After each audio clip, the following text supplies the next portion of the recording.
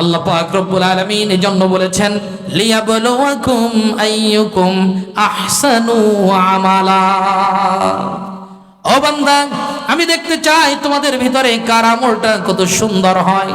যার আমল সুন্দর হবে ওই লোকটা আমি আল্লাহ পাকের কাছে সবচেয়ে বেশি দামি হবে। সুবহানাল্লাহ বলেন। ইন্না আকরামাকুম ইনদাল্লাহি আতকাকুম, নিশ্চয়ই তোমাদের মাঝে ওই লোকটা সবচেয়ে দামি যেই লোকটার ভিতরে আল্লাহর ভয় আছে। সুবহানাল্লাহ বলেন। আল্লাহর ভয় যার ভিতরে আছে ওই লোকটা আমি আল্লাহর কাছে সবচেয়ে বড় দামি মানুষ। সুবহানাল্লাহ। এই জন্য বাবাজিরা আমার, অন্তরটাকে পরিশুদ্ধ করতে হলে আপনাকে আমাকে জিকির আজগার করে করে আমাদের অন্তরটাকে পরিশুদ্ধ করতে হবে।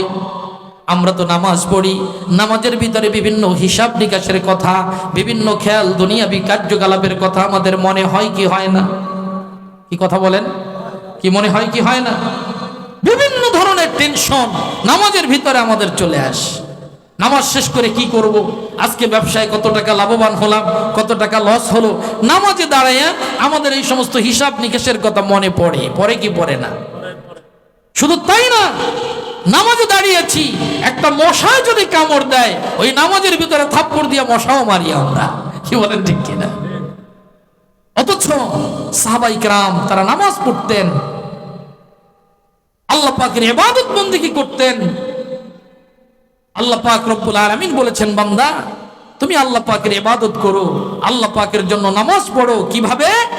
আনতা'বুদাল্লাহা কাআন্নাকা তারাহু ফাইন লাম তাকুন তারাহু ফাইন্নাহু ইয়ারাক। ও বান্দা, তুমি আল্লাহকে দেখে দেখে তুমি ইবাদত বন্দেগী করবা, যেন তুমি আল্লাহকে দেখে দেখে সিজদা করতেছ। আল্লাহকে দেখে দেখে তুমি তোমার প্রত্যেকটা নকল হরকত, তোমার রুকু, তোমার সিজদা, তোমার তাসবিহ, তোমার কোরআন তেলাওয়াত সব কিছু যেন তুমি আল্লাহকে সামনে দেখে দেখে আদায় করতেছ। আল্লাহু আকবার বলেন। এরকম মনে করে তুমি নামাজ পড়বা। দ্বিতীয় আরেকটা অপশন আল্লাহ আপনাকে আমাকে দিয়েছেন, যে আমরা তো আল্লাহকে এভাবে নামাজে দাঁড়াইলে দেখতে পাই না। কি বলেন? পাই? ভাই কথা বলেন, আমরা কি আল্লাহকে দেখতে পাই? আমরা পাই না। আল্লাহ বলে দিয়েছেন হাদিসে কুদসির ভিতরে, ফাইন লাম তাকুন তারাহু, যদি আল্লাহকে না দেখতে পারো, ফাইন্নাহু ইয়ারাকা, তুমি মনে মনে ধারণা করো যে আল্লাহর সামনে দাঁড়িয়ে তুমি নামাজের জন্য দাঁড়িয়েছো, ওই আল্লাহ তার কুদরতি নজর দিয়ে তোমাকে দেখতেছে। সুবহানাল্লাহ বলেন। আল্লাহর সামনে আমরা দাঁড়িয়েছি, আল্লাহ আমাদেরকে দেখে কি দেখে না? কি কথা বলেন? দেখে কি দেখে না? দেখে। কিন্তু যে আল্লাহর সামনে দাঁড়িয়েছি ওই আল্লাহর সামনে দাঁড়াইয়া আমরা যদি এই ধরনের নামাজের ভিতরে হিসাব নিকাশ অঙ্ক মিলাই, আমরা যদি আমাদের দুনিয়াবি কাজ কারবারের কথা মনে করি, নামাজের ভিতরে যদি থাপ্পড় দিয়ে মশা মারি, বলেন তো সেটা কি আল্লাহকে ভয় করা হবে? আসসালামু আলাইকুম ওয়া রাহমাতুল্লাহি ওয়া বারাকাতুহু। আলহামদুলিল্লাহ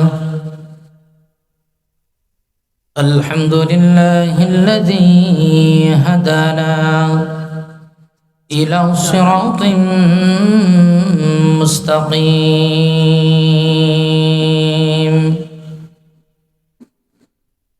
والصلاة والسلام على سيدنا من اختص به الخلق العظيم وعلى آله وأصحابه ومن اتبعهم بمحاسن إلى يوم الدين. ونشهد أن سيدنا وسندنا وحبيبنا وحبيب ربنا وطبيبنا وطبيب أرواحنا ومولانا محمدا عبد الله ورسوله الذي أرسله بالحق بشيرا ونذيرا وداعيا إلى الله بإذنه وسراجا وقمرا منيرا. أما بعد فأعوذ بالله من الشيطان الرجيم. بسم الله الرحمن الرحيم.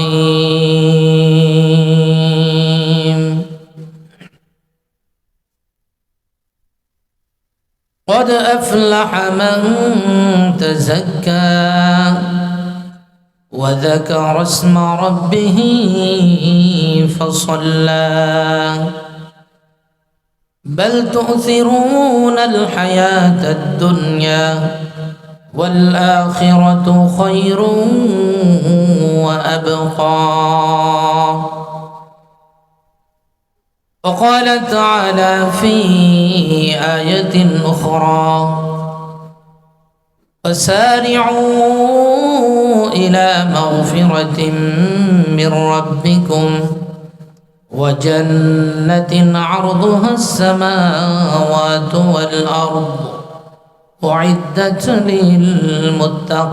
للمتقين. وقال تعالى في آية آخر إن الذين قالوا ربنا الله ثم استقاموا تتنزل عليهم الملائكة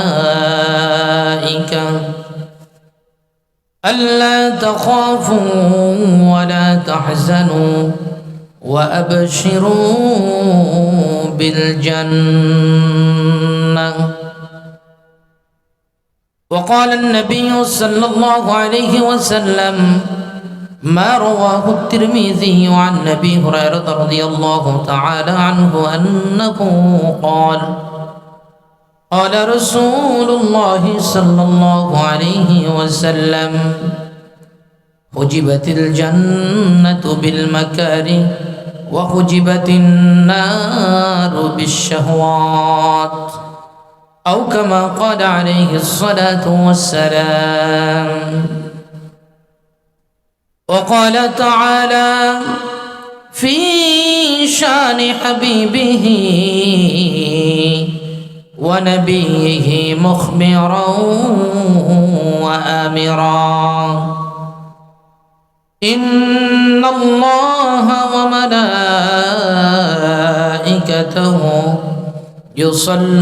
يصلون على النبي يا أيها الذين آمنوا صلوا عليه وسلموا تسليما. صلى الله وعلى محمد صلى الله على محمد صلى الله عليه. সকলে জবান খুলে মুহাব্বতের সাথে পড়ুন সাল্লাল্লাহু আলা মুহাম্মদ সাল্লাল্লাহু আলাইহি ওয়াসাল্লাম সাল্লাল্লাহু আলা মুহাম্মদ সাল্লাল্লাহু আলাইহি। मदीना मदीना मोमिनों की गुनगुना है और दीदार मदीना आशिकों की तमन्ना है। सल्लल्लाहु अला मुहम्मद सल्लल्लाहु अलैहि सल्लल्लाहु अला मुहम्मद सल्लल्लाहु अलैहि بلغ العلا بكماله كشف الدجى بجماله حسنت جميع خصاله صلوا عليه وآله بلغ العلا بكماله كشف الدجى بجماله حسنت جميع خصاله صلوا عليه راہ میرے مسکن راہ میرے مسکن حوالی کعبہ بنی میرے مدفن دیار مدینہ بلغ العلا بکمالہ كشف الدجى بجماله حسنت جميع خصاله صلوا عليه وآله محبت الشتك تجكر كوري لا إله إلا الله لا إله لا إله لا إله إلا الله لا إله لا إله إلا الله لا إله إلا الله لا إله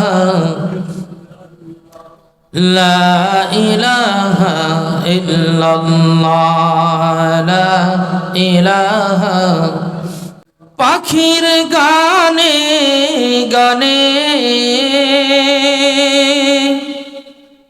হাওয়ারি তানে তানে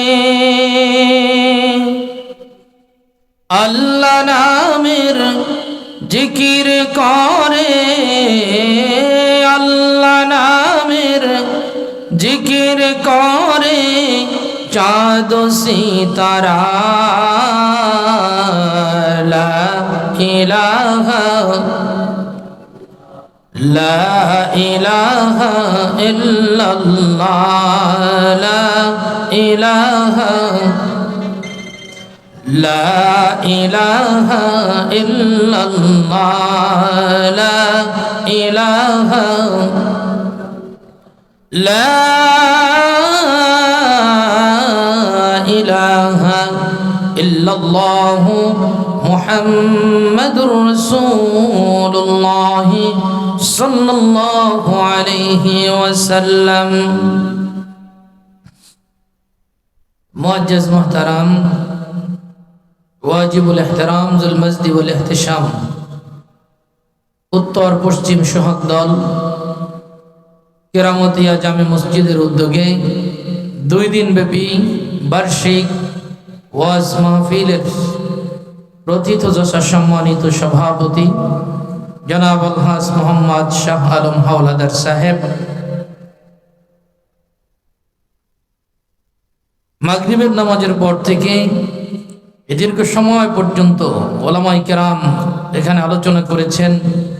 বিশেষ করে কিছুক্ষণ আগে যিনি আপনাদেরকে অত্যন্ত গুরুত্বপূর্ণ আলোচনা উপস্থাপন করে শুনিয়েছেন জনাব মাওলানা মোহাম্মদ সাইফুল ইসলাম সাহেব, মুহতামিম উমরের পার ও মলুহার নিসারিয়া নুরানি তালিমুল কোরআন মাদ্রাসা, মাওলানা মোহাম্মদ আরাফাত রহমান সাহেব। আর উপস্থিত রয়েছেন অত্র মসজিদের সম্মানিত খতিব সাহেব হাফেজ মাওলানা মোহাম্মদ নাসির উদ্দিন সাহেব, ইমাম সাহেব হুজুর সহ দেগার হাজারাতে ওলামায়ে কেরাম, নওজোয়ান যুবক ভাইয়েরা, বৃদ্ধ বাবাজিরা, সমবয়সী বন্ধুরা, স্নেহের ছোট ছোট কচি কাঁচা সোনামণিরা, পর্দার অন্তরাল থেকে শ্রোতারত আমার সম্মানিতা মা ও বোনেরা, সকলকে আবারও জানাচ্ছি ইসলামী সম্ভাষণ আসসালামু আলাইকুম ওয়া রাহমাতুল্লাহি ওয়া বারাকাতুহু।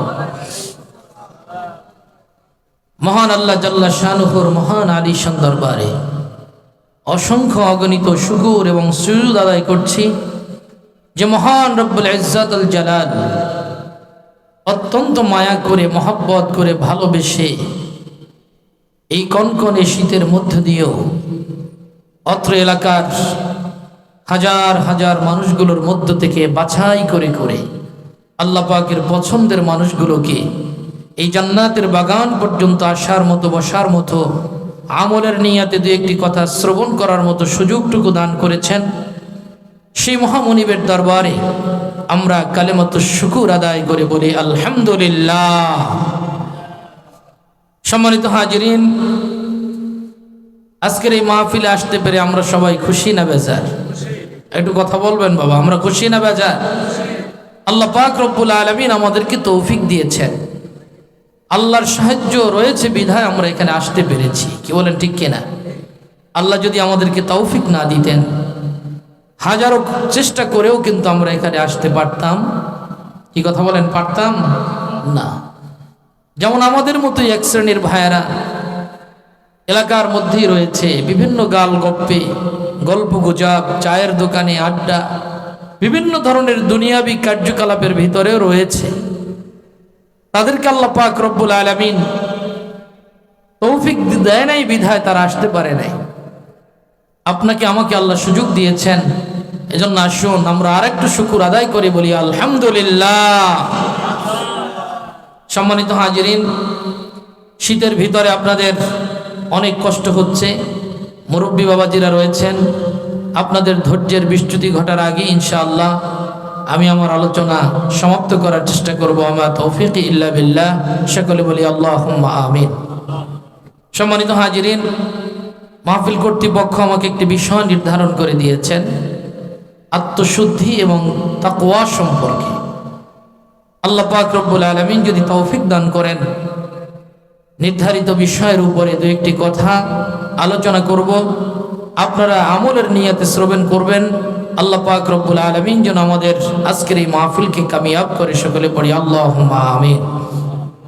সম্মানিত হাজিরিন, এই পৃথিবীতে আল্লাহ আমাদেরকে সৃষ্টি করেছেন, আমরা মানুষ। আল্লাহ পাকের যত সৃষ্টি রয়েছে, তামাম সৃষ্টির ভিতরে আমাদেরকে আল্লাহ পাক আশরাফুল মখলুকাত, সমস্ত সৃষ্টির সেরা হিসাবে আল্লাহ আমাদেরকে ঘোষণা করেছেন। বলুন আলহামদুলিল্লাহ। অথচ আমাদের থেকে অনেক শক্তিশালী প্রাণী এই পৃথিবীর বুকে আল্লাহর সৃষ্টির মধ্যে রয়েছে। কি বলেন, আছে কি নাই? আমাদের থেকে শক্তির দিক থেকে হোক, অন্যান্য দিক থেকে হোক, আল্লাহ পাক অনেক বড় বড় প্রাণী ওই পৃথিবীতে সৃষ্টি করেছেন।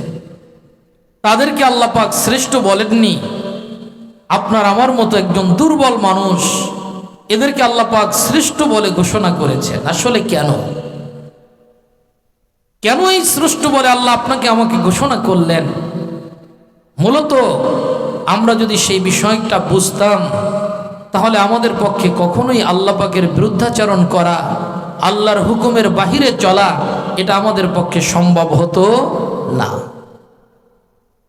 ভাইরা আমার, আল্লাহ পাক রব্বুল আলামিন অত্যন্ত মায়া করে, মহব্বত করে এই মানুষকে সৃষ্টি করেছেন।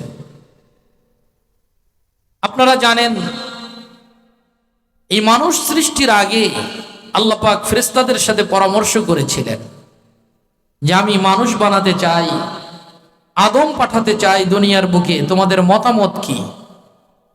তখন ফেরেশতারা কি বলছিল? আপনারা জানেন না? এই ওয়াজ কিন্তু পুরান ওয়াজ। ফেরেশতারা কি বলেছিল? যে আল্লাহ, এই মানুষদেরকে সৃষ্টি করার দরকার নাই, এরা মারামারি করবে, কাটাকাটি করবে, হানাহানি করবে, রক্তারক্তি করবে, এদেরকে বানানোর প্রয়োজন নাই। ওয়া নাহনু নুসাব্বিহু বিহামদিকা ওয়া নুকদ্দিসু লাক, আপনার প্রশংসা, আপনার তাসবিহ, আপনার তাহলিল, এগুলো পাঠ করার জন্য আমরাই যথেষ্ট। আল্লাহ রাব্বুল আলামিন বললেন, ইন্নী আ'লামু মা লা তা'লামুন, ফেরেশতারা আমি যা জানি তোমরা তা জানো না। ফেরেশতাদের সিদ্ধান্তকে, তাদের এই পরামর্শকে উপেক্ষা করে আল্লাহ রাব্বুল আলামিন আমাদেরকে সৃষ্টি করেছেন। তাহলে বোঝা গেল আমরা আল্লাহ পাকের সবচেয়ে দামি সৃষ্টি। কি বলেন, ঠিক কিনা?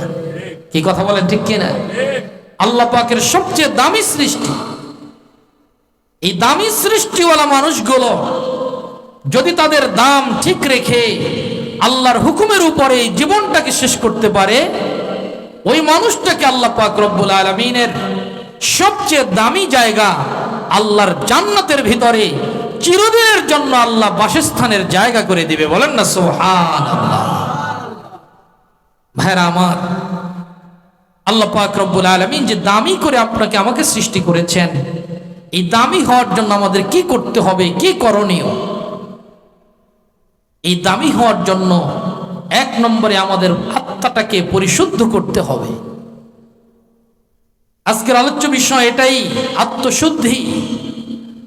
আত্মাটাকে পরিশুদ্ধ হয়ে গেলে আপনি দেখবেন এই দুনিয়ার ভিতরে আপনি যা করবেন সব কিছুর ভিতরে মজা আর মজা। নামাজ পড়ি আমরা, কি বলেন, নামাজের ভিতরে কষ্ট হয় কি হয় না? কষ্ট হয়। অজু করি কষ্ট হয়, রোজার দিনে রোজা রাখি কষ্ট হয়, আল্লাহ পাকের ইবাদত বন্দেগী যেটাই করি এটার সাথেই কষ্ট আছে। কিন্তু যার আত্মাটা যত পরিশুদ্ধ, ওই লোকটা যতই ইবাদত বন্দেগী করে আর যতই তার কষ্ট হোক না কেন, এই কষ্টের ভিতরেই সে স্বাদ পায়, সে মজা পায়। বলেন না সুবহানাল্লাহ। এই জন্য বাবাজিরা আমার, সাহাবায়ে কিরামদের জীবনের দিকে যদি আমরা লক্ষ্য করি, হযরত বেলাল রাদিয়াল্লাহু তাআলা আনহুর ঘটনা আপনারা হয়তো অনেকেই শুনেছেন। হযরত বেলাল একজন কৃতদাস মানুষ ছিলেন। এই কৃতদাস গোলামটা যখন কালেমা পড়ে মুসলমান হয়েছিলেন বিশ্ব নবীর হাতে, উমাইয়ার দাস হিসেবে ছিলেন। কালেমা পড়ার অপরাধে হযরতে বেলালকে কত কষ্ট সহ্য করতে হয়েছিল। হাদিস শরীফের ভিতরে এসেছে, হযরতে বেলাল রাদিয়াল্লাহু তাআলা আনহুর নাকের ভিতরে রশি লাগাইয়া উল্টা দিকে উত্তপ্ত বালুর ভিতরে যখন ওই আরবের কাফের মুশরিকরা যখন তাকে টানতে ছিল, হযরত বেলাল রাদিয়াল্লাহু তাআলা আনহু তার নাক দিয়ে যখন রক্তগুলো ঝরতে ছিল, রক্ত ঝরতে ঝরতে ঝরতে ঝরতে হযরত বেলাল রাদিয়াল্লাহু তাআলা আনহু যখন একেবারে মৃত্যুর অবস্থায়, প্রায় এমতো অবস্থায়, হযরত বেলাল রাদিয়াল্লাহু তাআলা আনহু একটা বারের জন্য মহান রব্বুল আলামিনের জিকিরকে ভুলে যায় নাই। সুবহানাল্লাহ বলেন। আহাদ আহাদ বলে আল্লাহকে স্মরণ করতেছিল। হযরত বেলালের মা খবর শুনে যখন সন্তানের কাছে চলে আসছিলেন, হযরত বেলাল রাদিয়াল্লাহু তাআলা আনহুকে ডেকে ডেকে বলতেছে তার মা, ও বাবা বেলাল,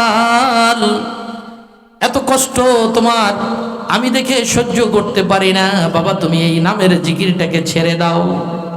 হযরত বেলাল রাদিয়াল্লাহু তাআলা আনহু বলেছিলেন, গো মা, আরব দেশের এই কাফের মুশরিকরা আমাকে যতই কষ্ট দেখ না কেন, আমার রক্ত ঝরতেছে, আমার চামড়াগুলো বাড়ির উত্তপ্ত তাপে একেবারে ফুসকা পড়ে আমার রক্ত, আমার চামড়াগুলো খসে পড়ছিল।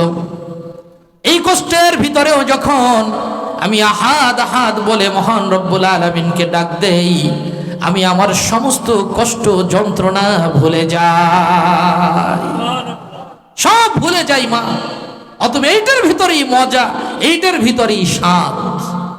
যাই হোক, আমি যে বিষয়টা আপনাদের খেদমতে বোঝাতে চাই, একজন মুমিন বান্দা যে আল্লাহ পাক রব্বুল আলামিনকে চিনেছে, আল্লাহ পাক রব্বুল আলামিনের হুকুমের উপরে বিশ্বাস স্থাপন করেছে, ইবাদত বন্দেগী করতে গেলে যত কষ্টই হোক না কেন, এই কষ্টের ভিতরেও সে মজা খুঁজে পায়। কি বলেন, পায় কি পায় না? কি কথা বলেন, পায় কি পায় না?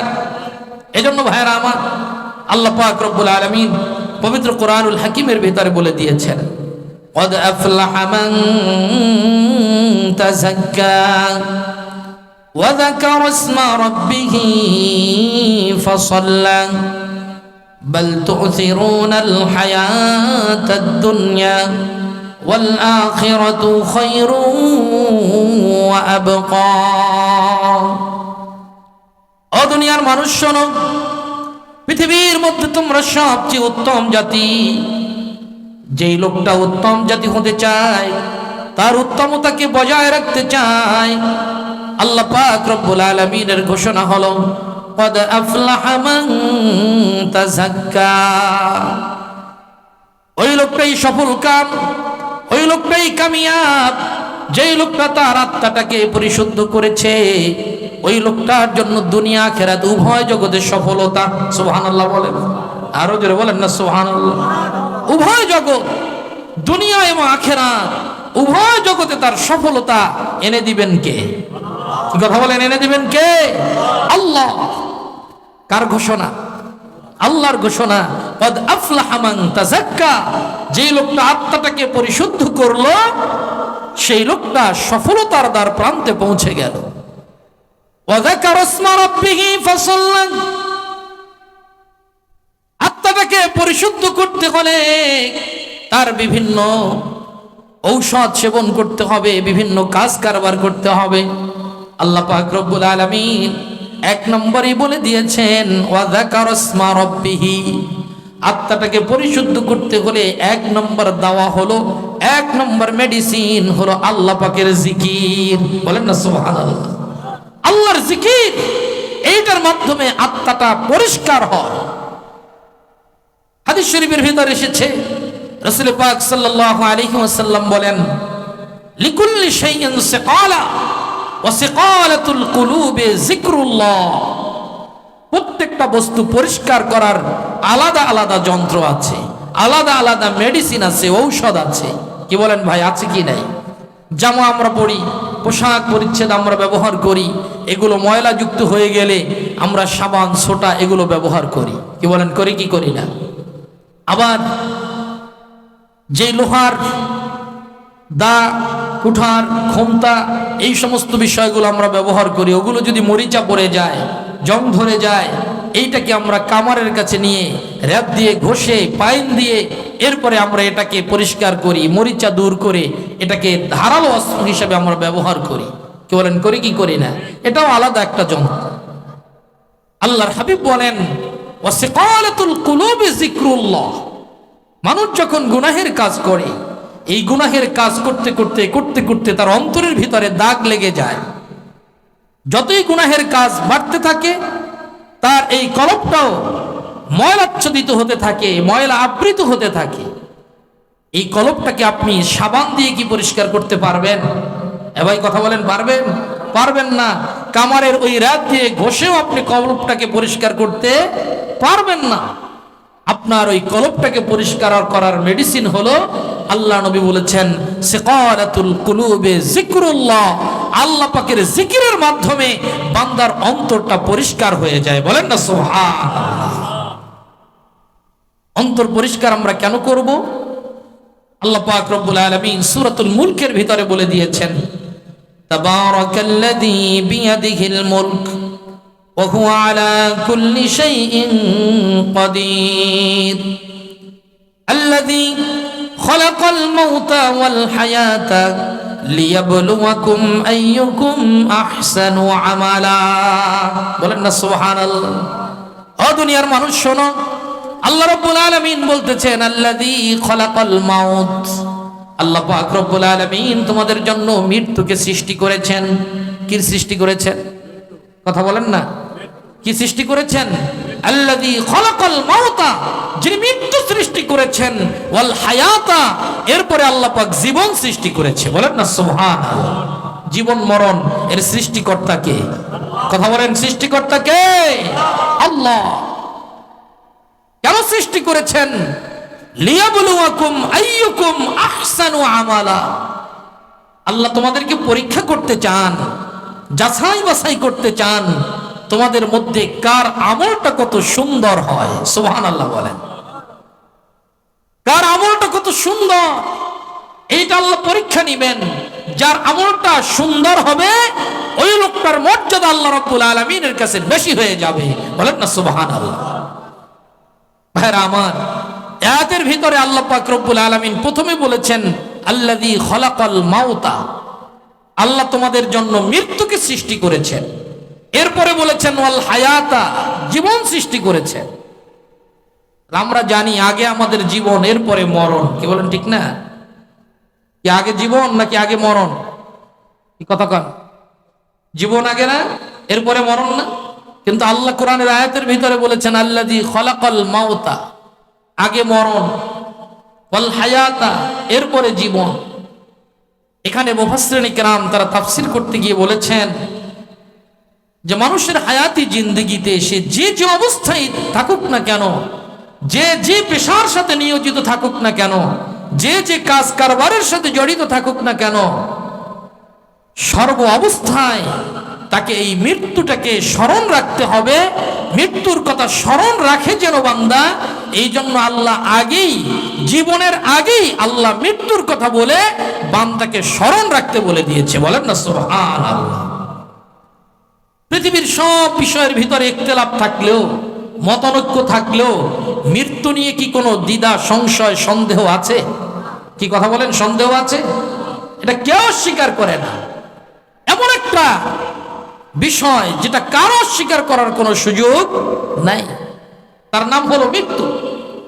আল্লাহ আগে বলেছেন এই কারণে বান্দা যে কাজ কারবার করুক না কেন তাকে সব সময় একটা নিশ্চিত বিষয় এটাকে স্মরণ রাখতে হবে, সেইটার নাম কি? কথা বলেন, সেইটার নাম কি? মৃত্যু। এরপরে জীবন, জীবন পরিচালনা করবে। এই জীবন পরিচালনা করতে গিয়ে মানুষের বিভিন্ন কাজ কারবার করতে হবে। দুনিয়ার কাজ কারবার সাথে সাথে আল্লাহ পাকের ইবাদত বন্দেগী এগুলো করতে হবে। কিন্তু আল্লাহ পাক তো ইচ্ছা করলে আমাদের এই জীবন মরণ না দিয়েও রুহের জগতে আপনাকে আমাকে ফয়সালা করে দিতে পারতেন যে এই রুহগুলো জান্নাতে চলে যাও, এই রুহগুলো তোমরা জাহান্নামে চলে যাও। আল্লাহ ইচ্ছা করলে এই সিদ্ধান্ত দিতে পারতেন কি পারতেন না? কি বলেন, পারতেন কি না? আল্লাহ আবার জীবন মরণ কেন সৃষ্টি করেছেন তাও আল্লাহ পাক রব্বুল আলামিন বলে দিয়েছেন, লিয়াবলুয়াকুম আইয়ুকুম আহসানু আমালা। ও বান্দা, তোমাদের কার আমলটা কত সুন্দর হয়, এই সৌন্দর্য মণ্ডিত আমলটাকে আমি একটু পরীক্ষা করব। ও বাবাজিরা আমার, এখানে আল্লাহ পাক রব্বুল আলামিন বলতে পারতেন লিয়াবলুয়াকুম আইয়ুকুম আকসারু আমালা, কার আমল কত বেশি হয়। একটু খেয়াল করবেন, আল্লাহ কিন্তু এটা বলে নাই যে তোমাদের কার আমল কত বেশি হয়। কেন বলেন নাই জানেন? কারণ আমরা আখিরি জামানার উম্মত। আল্লাহ পাক রব্বুল আলামিনের দামি সৃষ্টি মানুষ, সেই দামি সৃষ্টির ভিতর দিয়েও আল্লাহ পাক রব্বুল আলামিনের সবচেয়ে প্রিয়, পছন্দের, ভালোবাসার মানুষগুলোকে আল্লাহ পাক তার প্রিয় বন্ধুর উম্মত করে দুনিয়ায় পাঠিয়েছে। বলেন না সুবহানাল্লাহ। ও বাবাজিরা আমার, অন্যান্য নবীদের উম্মতরা এই পৃথিবীতে হাজার হাজার বছর পর্যন্ত জীবন ধারণ করেছিলেন। হযরতে নূহ আলাইহিস সালাতু ওয়াস সালাম ৯৫০ বছর পর্যন্ত তার উম্মতদেরকে দাওয়াত দিয়েছিলেন। হযরতে মূসা আলাইহিস সালাতু ওয়াস সালামের জামানায় এক বুড়ির কাছে হযরতে মূসা আলাইহিস সালাতু ওয়াস সালাম দাওয়াত নিয়ে গিয়েছিলেন। ওই বুড়ির বয়স ছিল ১২৫০ বছর। আল্লাহু আকবার বলেন। কত বছর? ১২৫০ বছর। এত শত হাজার বছর পর্যন্ত যারা এই পৃথিবীতে ছিল তাদের আমল আর আমাদের হায়াত হলো এই পৃথিবীতে মাত্র ৬০ থেকে ৭০, ৮০, ১০০ বছরের লোক খুঁজে পাওয়া যায় খুব কম। কি বলেন, ঠিক কিনা? সহিহ তিরমিজি শরীফের হাদিসের ভিতরে এসেছে, আল্লাহর হাবিবকে প্রশ্ন করা হলো, হুজুর আপনার উম্মতের হায়াত কত হবে? নবীজি বললেন, আমারু উম্মতি মা বাইনা ৬০ ইলা ৭০। আমার উম্মতের গড় আয়ু হবে ৬০-৭০ এর মাঝামাঝি। তাহলে বলেন তো আমাদের জীবন কতটুকু? এই ৬০-৭০ বছরের জীবনটা, এইটা যদি ১০০০ বছরের জীবনওয়ালার কাছে যদি রাখা হয়, এই ৬০-৭০ বছরের জিন্দেগি এইটা কি তাদের কাছে কোনো গণনায় আসবে? কি কথা কন, গণনায় আসবে? এটা ঘটনার কথা মনে পড়ে গেল। হযরতে মূসা আলাইহিস সালাতু ওয়াস সালাম যেই বুড়ির কাছে গিয়েছিলেন, যার বয়স ছিল ১২৫০ বছর, এই বুড়িকে হযরতে মূসা আলাইহিস সালাতু ওয়াস সালাম গিয়ে দেখে যে বুড়িমা কাঁদতেছে, খুব কান্না করতেছে রাস্তার পাশে, চুলগুলো এলোমেলো, কোনো খোঁজ খবর নাই, মনে হয় যেন দুনিয়ার কোনো চিন্তা ভাবনা তার নাই, অঝোর নয়নে সে কাঁদতেছিল। হযরতে মূসা আলাইহিস সালাতু ওয়াস সালাম প্রশ্ন করলেন, বুড়িমা তুমি কাঁদছো কেন বলো? ওই বুড়ি জবাব দিল, ওগো আল্লাহর আল্লাহর পয়গম্বর মুসা কালিমুল্লাহ, আমার কাদার সংবাদ সম্পর্কে আপনার জেনে কোনো লাভ হবে না। কারণ হলো এই পৃথিবীর বুকে আমার একটা বাচ্চা সন্তান ছিল, ছোট একটা বাচ্চা সন্তান। আমার এই বাচ্চাটা গত 2 দিন আগে হয়ে গেল। আমার এই বাচ্চা সন্তানটা পৃথিবীর মায়া ত্যাগ করে পরপারে চলে গিয়েছে। ওগো মুসা কালিমুল্লাহ, আমার সন্তানের বিয়োগ বেদনার কারণে সন্তানকে হারিয়ে আমি পাগলের মতো হয়ে রাস্তায় রাস্তায় ঘুরি আর কান্দি। বলো তো তুমি আমার এই কান্না কি করে থামাবে, কি করে তুমি আমাকে সান্ত্বনা দিবে? হযরত মুসা আলাইহিস সালাতু ওয়াস সালাম প্রশ্ন করলেন, রে বুড়িমা, তোমার যে বাচ্চা সন্তানটা মারা গেল, এই বাচ্চা সন্তানের বয়স কত ছিল? ওই বুড়ি বলতেছে, ওগো আল্লাহর নবী মুসা কালিমুল্লাহ, আমার এই বাচ্চা সন্তানটার বয়স বেশি ছিল না। আমার এই বাচ্চাটার বয়স ছিল মাত্র 350 বছর। কত বছর? কি আপনার কথা শুনতেছেন তো? কত বছর? 350 বছর। এর বাচ্চা সন্তান মারা গেছে। এই কথা বোঝেন নাই? একটা বাচ্চা মারা গেছে, তার বয়স কত?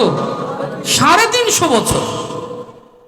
আর আমাদের তো 100 বছর পর্যন্ত হায়াতই আমরা পাই না। বলেন তো, ওই বুড়ির যে বয়স, ওনার কাছে যদি আপনার আমার এই 60-70 বছরের জিন্দেগিটাকে দেওয়া হয়, বলেন তো উনি কি এই 60-70 বছর এইটা কি কোনো গণনা করবে? তো যাই হোক, আমি সেই যে বিষয়টা বোঝাতে চাই যে দেখেন, ওনাদের আমলের বহু সুযোগ ছিল, ওনারা আমল করে চলে গেছে। তাদের তুলনায় আমাদের হায়াত খুবই কম, খুবই নগণ্য। এই স্বল্প সময়ের ভিতরে আল্লাহ পাক রব্বুল আলামিন আপনাকে আমাকে পাঠিয়েছেন। তারপরে আবার বলে কি, যে এই পৃথিবীর মধ্যে সবচেয়ে উত্তম, সবচেয়ে শ্রেষ্ঠ উম্মত হলো আখিরি জামানার নবীর উম্মতেরা। সুবহানাল্লাহ বলেন। তাহলে এখানে যদি আল্লাহ পাক রব্বুল আলামিন বলতেন যে আমি তোমাদের জীবন এবং মরণকে দিয়েছি, আমি পরীক্ষা করব তোমাদের কার কত আমল বেশি, তাহলে আমরা কখনই এই পরীক্ষায় পাশ করতাম? কি কথা বলে না? পাশ করতাম না। কারণ আমাদের হায়াত কম, সময় কম, আমল করার সুযোগ কম। তাদের আমল করার সময় ছিল, সুযোগ ছিল, তারা করেছেও। সুতরাং তাদের তুলনায় আমরা আর সম্মানিত হতে পারতাম না। এজন্য আল্লাহ পাক রব্বুল আলামিন আপনাকে আমাকে জিতায় দেওয়ার জন্য লিয়াবলুয়াকুম আইয়ুকুম আকসারু আমালা বলেন নাই। আল্লাহ বলেছেন লিয়াবলুয়াকুম আইয়ুকুম আহসানু আমালা। বলেন না সুবহানাল্লাহ। আমি পরীক্ষা করতে চাই, আমি যাচাই বাছাই করতে চাই তোমাদের মধ্যে কার আমলটা কত সুন্দর হয়। আল্লাহ পাক রব্বুল আলামিন এই পৃথিবীতে আপনাকে আমাকে মহব্বত করে পাঠিয়েছেন। আপনার আমার আমলটা যদি সুন্দর হয় তাহলে তার বেনিফিটটা কেমন হবে? আল্লাহর নবী বলেন, এই পৃথিবীতে আমার উম্মতের মধ্যে একজন আদনা সাধারণ মানুষ একটা আমল করলে তার আমল নামায় কমপক্ষে নেকি লিখে দেওয়া হবে 10টা। সুবহানাল্লাহ বলেন। একটা আমল করলে তাকে দেওয়া হবে কয় নেকি? কি কথা বলেন? 10। এটা সর্বনিম্ন। বুখারী শরীফের হাদিস, আল্লাহ নবী বলেছেন একটা আমল করলে তার বিনিময়ে কমপক্ষে 10টা নেকি দিয়ে দেওয়া হবে। কিন্তু যার হৃদয়ের অবস্থানটা আর একটু ভালো, যার ভিতরে একটু আত্মশুদ্ধি রয়েছে, যে লোকটা আল্লাহকে ভয় করে, ইবাদত বন্দেগী করে করে আল্লাহকে রাজি করেছে, খুশি করেছে, একই আমল করবে, একজনে পাবে 10, আর একজনের আমল নামায় লিখে দেওয়া হবে 70 নেকি। সুবহানাল্লাহ বলেন। একই আমল দুজনে করছে, দুজনে করার পর একজনে পাবে 10 আর একজনে পাবে, কথা কয় না, অস্ত বুঝতে হবে ভাই, একজনে 10 আর একজন কত? 70 নাকি। শুধু তাই না, পাশে আরেকজন করছে, ওনার হৃদয়ের অবস্থাটা আরো ভালো, একই আমল করছে, উনি পাবে 700 নাকি। সুবহানাল্লাহ বলেন। একই আমল একজনে পাইল 10, আর একজনে 70, আর একজনে 700। বুখারী শরীফের ব্যাখ্যা গ্রন্থ উমদাতুল কারীর ভিতরে আল্লামা বদরুদ্দিন আইনি রাহমাতুল্লাহি আলাইহি হাদিসের ব্যাখ্যা করতে গিয়ে বলেন, আল্লাহ পাক রব্বুল আলামিন এই পৃথিবীতে যেই মানুষগুলোকে নবীর উম্মত করে পাঠিয়ে দিয়েছেন, ওই মানুষগুলোর হৃদয়ের অবস্থাটা যদি সবচেয়ে বেশি ভালো হয়, কিসের 10 আর 70 আর 700। চতুর্থ নাম্বার আর এক শ্রেণীর মানুষ, যেই মানুষগুলো ইবাদত বন্দেগী করে করে আমার আল্লাহকে খুশি করে ফেলেছে। আল্লাহু আকবার বলেন। যেই মানুষটা আল্লাহর ইবাদতকে প্রাধান্য দিতে গিয়ে দুনিয়ার বহু কিছুকে বিসর্জন দিয়েছে, বহু আরাম আয়েশকে ত্যাগ করে আল্লাহকে খুশি করার জন্য লেগে গিয়েছে, এই কনকনে শীতের মধ্যে দিয়েও যেই লোকটা ঠান্ডা পানি দিয়ে ওযু করে ওই গভীর রজনীতে তাহাজ্জুদের নামাজের জন্য দাঁড়িয়ে গিয়েছে, আল্লাহর সাথে একটা আলাদা কানেকশন তৈরি হয়েছে, আল্লাহর সাথে মহব্বত হয়েছে, যেই লোকটার হৃদয়ের অবস্থাটা সবচেয়ে ভালো, ওই লোকটা আমার আল্লাহকে খুশি করেছে। সুবহানাল্লাহ বলেন। খুশি করেছে কাকে? কি কথা বলেন, কাকে? আল্লাহকে খুশি করেছে। অতএব ওই লোকটা কিসের 10 কিসের 70 আর 700, ওই লোকটাকে খুশি করার জন্য, ওই লোকটাকে জান্নাতের আলা মাকামে পৌঁছে দেওয়ার জন্য যেই পরিমাণ নেক দরকার হবে, ওই পরিমাণ নেক দিয়ে আল্লাহ তার আমল নামাটাকে পরিপূর্ণ করে দিবে। একই আমল এত তারতম্য হয়ে যায় কিসের কারণে? একজন মানুষের আত্মার কারণে, এই অন্তরটার কারণে। সুবহানাল্লাহ বলেন। অন্তর যার যত ভালো, অন্তরটা যার যত পরিশুদ্ধ, ওই লোকটার আমলের পার্সেন্টেজ তত বেশি। আল্লাহ পাক রব্বুল আলামিন এই জন্যই অন্তর দেখে বিচার করবেন, অন্তর দেখে আল্লাহ পাক সওয়াব দিবেন, অন্তর দেখে মানুষকে আল্লাহ পাক জান্নাত পর্যন্ত পৌঁছায় দিবেন। সুবহানাল্লাহ বলেন। আল্লাহ পাক রব্বুল আলামিন এজন্য বলেছেন, লিয়াবলুয়াকুম আইয়ুকুম আহসানু আমালা। ও বান্দা, আমি দেখতে চাই তোমাদের ভিতরে কার আমলটা কত সুন্দর হয়। যার আমল সুন্দর হবে, ওই লোকটা আমি আল্লাহ পাকের কাছে সবচেয়ে বেশি দামি হবে। সুবহানাল্লাহ বলেন। ইন্না আকরামাকুম ইনদাল্লাহি আতকাকুম। নিশ্চয়ই তোমাদের মাঝে ওই লোকটা সবচেয়ে দামি, যেই লোকটার ভিতরে আল্লাহর ভয় আছে। সুবহানাল্লাহ বলেন। আল্লাহর ভয় যার ভিতরে আছে, ওই লোকটা আমি আল্লাহর কাছে সবচেয়ে বড় দামি মানুষ। সুবহানাল্লাহ। এই জন্য বাবাজিরা আমার, অন্তরটাকে পরিশুদ্ধ করতে হলে আপনাকে আমাকে জিকির আজগার করে করে আমাদের অন্তরটাকে পরিশুদ্ধ করতে হবে। আমরা তো নামাজ পড়ি, নামাজের ভিতরে বিভিন্ন হিসাব নিকাশের কথা, বিভিন্ন খেয়াল দুনিয়াবি কার্যকলাপের কথা আমাদের মনে হয় কি হয় না? কি কথা বলেন? কি মনে হয় কি হয় না? বিভিন্ন ধরনের টেনশন নামাজের ভিতরে আমাদের চলে আসে। নামাজ শেষ করে কি করব, আজকে ব্যবসায় কত টাকা লাভবান হলাম, কত টাকা লস হলো, নামাজে দাঁড়াইয়া আমাদের এই সমস্ত হিসাব নিকাশের কথা মনে পড়ে। পড়ে কি পড়ে না? শুধু তাই না, নামাজে দাঁড়িয়েছি, একটা মশা যদি কামড় দেয়, ওই নামাজের ভিতরে থাপ্পড় দিয়ে মশাও মারি আমরা। কি বলেন, ঠিক কিনা? অথচ সাহাবায়ে কেরাম তারা নামাজ পড়তেন, আল্লাহ পাকের ইবাদত বন্দেগী করতেন। আল্লাহ পাক রব্বুল আলামিন বলেছেন, বান্দা তুমি আল্লাহ পাকের ইবাদত করো, আল্লাহ পাকের জন্য নামাজ পড়ো। কিভাবে? আনতাবুদাল্লাহা কাআন্নাকা তারাহু ফাইন লাম তাকুন তারাহু ফাইন্নাহু ইয়ারাক। ও বান্দা, তুমি আল্লাহকে দেখে দেখে তুমি ইবাদত বন্দেগী করবা, যেন তুমি আল্লাহকে দেখে দেখে সিজদা করতেছ।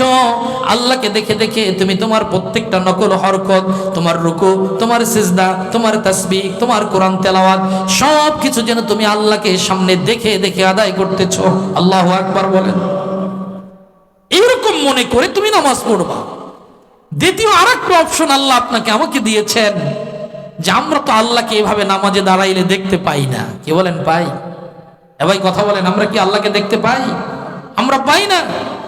আল্লাহ বলে দিয়েছেন হাদিসে কুদসির ভিতরে, ফাইন লাম তাকুন তারাহু, যদি আল্লাহকে না দেখতে পারো, ফাইন্নাহু ইয়ারাকা, তুমি মনে মনে ধারণা করো যে আল্লাহর সামনে দাঁড়িয়ে তুমি নামাজের জন্য দাঁড়িয়েছো, ওই আল্লাহ তার কুদরতি নজর দিয়ে তোমাকে দেখতেছে। সুবহানাল্লাহ বলেন।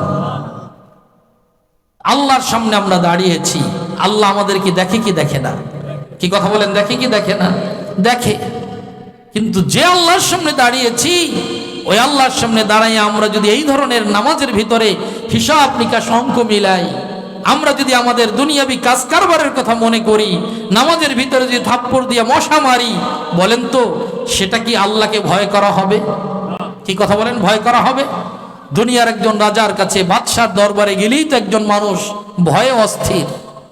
আর যে আল্লাহ পাক রব্বুল আলামিন রাজাধিরাজ, সমস্ত রাজাদের যিনি রাজা, যে আল্লাহ পাক রব্বুল আলামিন আহকামুল হাকিমিন, যিনি বিচার দিনের মালিক, সে আল্লাহর সামনে আপনি আমি দাঁড়িয়েছি, আপনার আমার দুনিয়ার কথা মনে আসবে, এটা আসতেই পারে। এই জন্য রাসূল পাক সাল্লাল্লাহু আলাইহি ওয়াসাল্লাম আমাদেরকে যে আত্মশুদ্ধির কথা বলেছেন, আল্লাহ পাক রব্বুল আলামিন যে আত্মশুদ্ধির কথা বলেছেন, এই আত্মশুদ্ধি, এই আমলগুলো করে করে আত্মাটাকে যদি পরিশুদ্ধ করতে পারি, যেমনটা করেছিলেন সাহাবায়ে কেরাম রিদওয়ানুল্লাহি তাআলা আলাইহিম আজমাইন। সুবহানাল্লাহ বলেন। হযরত আলী রাদিয়াল্লাহু তাআলা আনহু তিনি একবার যুদ্ধের ময়দানে গেলেন, হঠাৎ করে কাফেররা একটা তীর মারল। হযরত আলী রাদিয়াল্লাহু তাআলা আনহু পায়ের ভিতরে তীরটা বিদ্ধ হয়ে গেল, যন্ত্রণা, ব্যথায় অস্থির, কেউ সেখান থেকে তীরটাকে বের করতে পারছিল না, এমন ব্যথায় ফুলে গেছে। এরই মধ্য দিয়ে নামাজের সময় হয়ে গেল। হযরত আলী রাদিয়াল্লাহু তাআলা আনহু তিনি পবিত্রতা অর্জন করে নামাজের জন্য দাঁড়িয়ে গেলেন। এইদিকে সাহাবায়ে কেরাম টান দিয়ে তীরটাকে খুলে ফেললেন। হযরত আলী রাদিয়াল্লাহু তাআলা আনহু নামাজ শেষ করে দেখে পায়ের ভিতরে তীর নাই। সে নিজেই জিজ্ঞাসা করতেছে, তীর কোথায়? সাহাবায়ে কেরাম বলতেছেন, ভাই আলী, আপনি যখন নামাজে দাঁড়িয়েছেন তখন তো আপনার পা থেকে আমরা টেনে তীরটাকে বের করেছি, আপনি কি টের পান নাই? হযরত আলী রাদিয়াল্লাহু তাআলা আনহু বলেন, আল্লাহে রাব্বিল কাবা, ওই কাবার মালিকের শপথ করে বলতেছি রে, যেই মুহূর্তে আমি নামাজের জন্য দাঁড়িয়েছিলাম, যে মহান আহকামুল হাকিমিনের সামনে আমি দাঁড়িয়েছি, দুনিয়ার तमाम চিন্তা চেতনা পেরেশানি আমার দূর হয়ে একমাত্র মহান আল্লাহর সামনে দাঁড়িয়েছি। আমি দেখতেছিলাম আমার সামনে জান্নাত, আমার পিছনে জাহান্নাম, আমার পিছনে মালাকুল মউত আজরাইল হাজির, আমার সামনে মহান আল্লাহ পাক রব্বুল আলামিনের কুদরত, আমার ডানে জান্নাত, আমার বামে জাহান্নাম।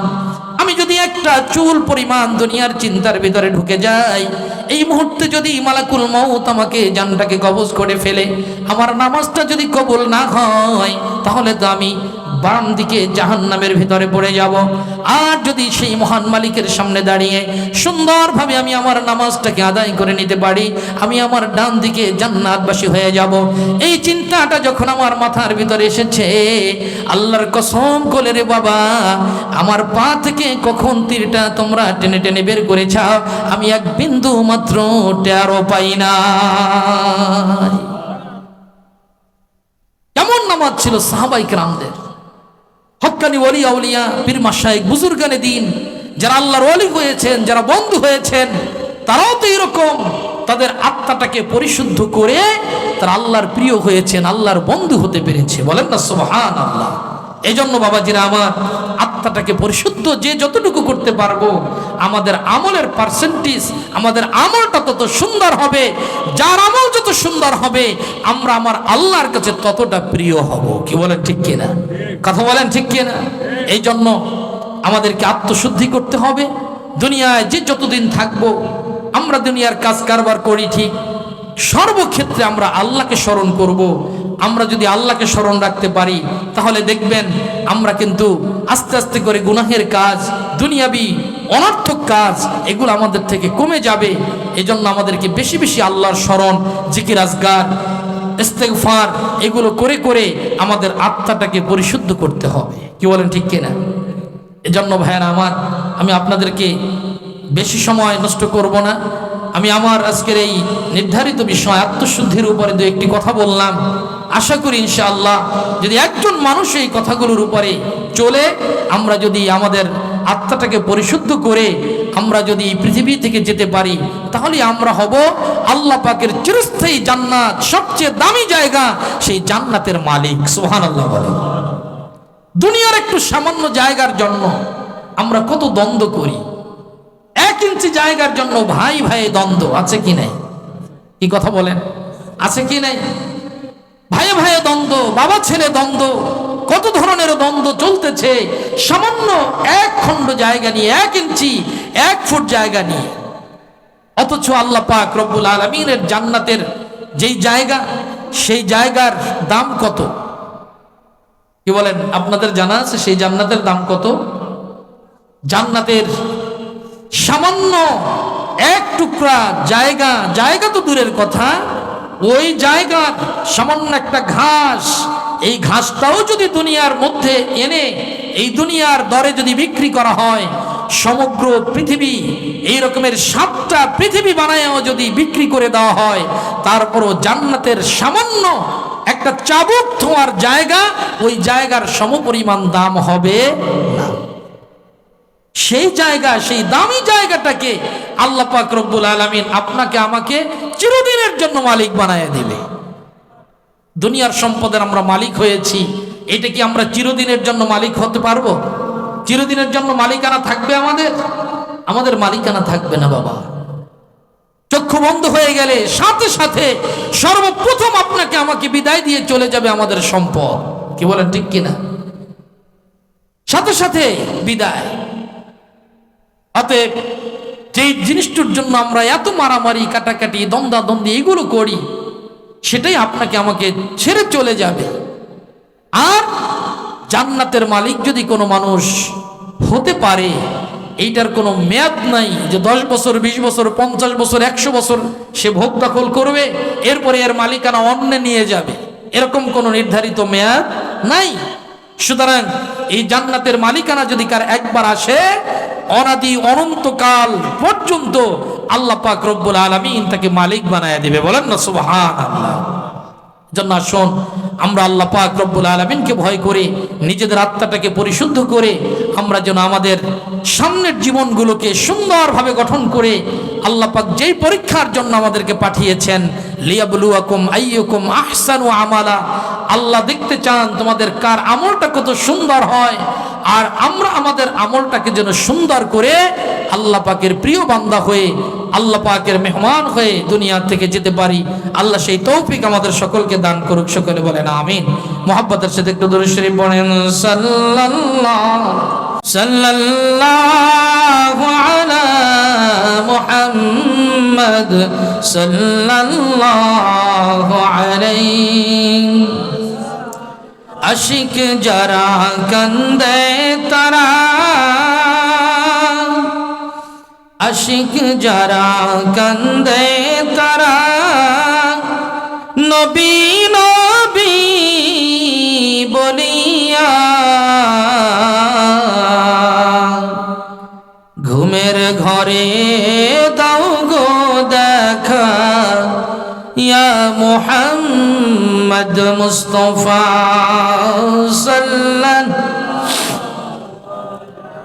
মুহাম্মদ সাল্লাল্লাহু আলাইহি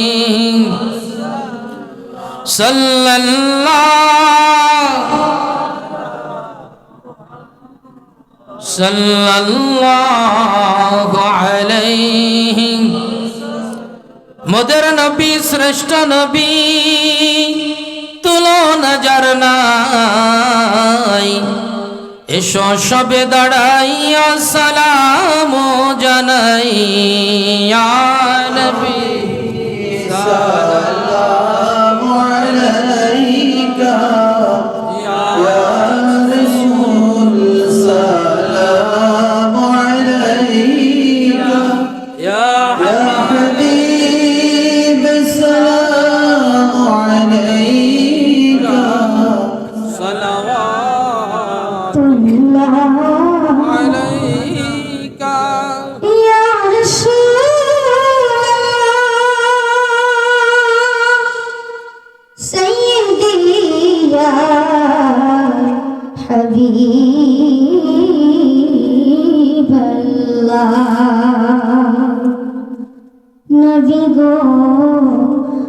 আপনার শরণে মোরা যে মিলাদ পড়ি যে কাঁদে যে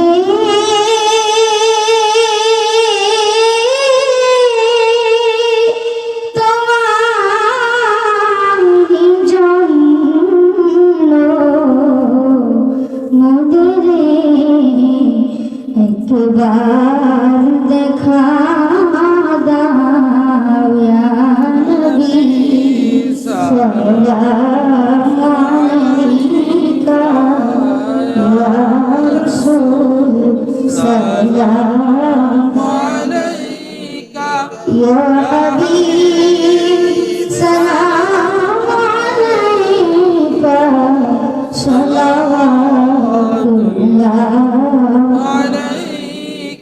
حبيبي يا رسول الله أمتر قلبي نبي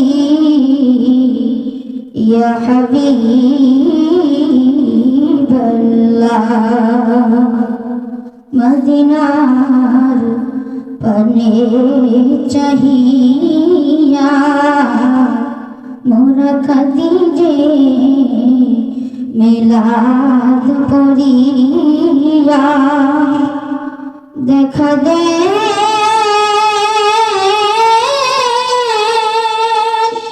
পর্দা উঠায়া নবী দেখিব নয়ন ভরিয়া ইয়া নবী সাল্লাল্লাহু رسول سلام عليك يا حبيب سلام عليك صلاة الله بلغ العلا بكماله كشف الدجى بجماله حسنت جميع خصاله صلوا عليه وعليه الصلاة والسلام عليك يا رسول الله الصلاة والسلام عليك يا حبيب الله الصلاة والسلام عليك يا شافع المذنبين الصلاة والسلام عليك يا رحمة للعالمين আপনাদের কষ্ট হচ্ছে এবার আসলে এই ওয়াজ নসিহত ওয়াজ মাহফিল এগুলো কি শোনার জন্য না আমলের জন্য বলেন তো কিসের জন্য আমলের জন্য যদি আমরা এই মাহফিল থেকে একটা বিষয়ের উপরে যদি আমল করতে পারি তাহলে এই মাহফিল এই আয়োজন এই চেষ্টা এই সাধনা এই শ্রম এই মেহনত সব কামিয়াব কিন্তু শুধু যদি আমরা কানের সুখ লাগানোর জন্য এসে থাকি তাহলে আমাদের সব কিছু বরবাদ আত্মশুদ্ধির এটাই শিক্ষা